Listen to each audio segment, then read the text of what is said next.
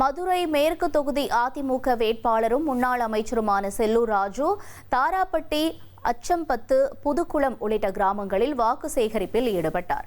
வழிநெடுகிலும் உற்சாக வரவேற்பு அளித்த கிராம மக்களிடையே அவர் நெகிழ்ச்சியாக உரையாற்றினார். அப்போது சாதியை சொல்லி வாக்கு கேட்பவரை வேட்பாளராக திமுக நிறுத்தியிருக்கிறது என்றும் அதிமுகவில் சாதிய வேற்றுமை கிடையாது என்றும் கூறினார்.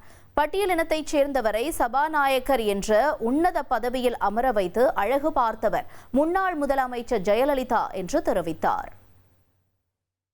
அது அண்ணா உருவாக்கின திராவிட முன்னேற்ற கழகத்தில் இன்னைக்கு ஜாதியை பார்த்து ஓட்டு கேட்கறவங்கள தேர்தல வேட்பாளராக நிறுத்தி இருக்கிறாங்க. நம்ம அண்ணா திராவிட முன்னேற்ற கழகம் ஒண்ணுதான் ஜாதி மதத்திற்கு அப்பாற்பட்ட ஒரு இயக்கம். 31 ஆண்டுகள் ஆட்சியில் இருந்து ஒரு ஆதி திராவிடரை சபாநாயகரை ஆக்கி அனைவரும் அமைச்சர், முதலமைச்சர் கூட வணங்கிட்டு தான் உட்காரணும்.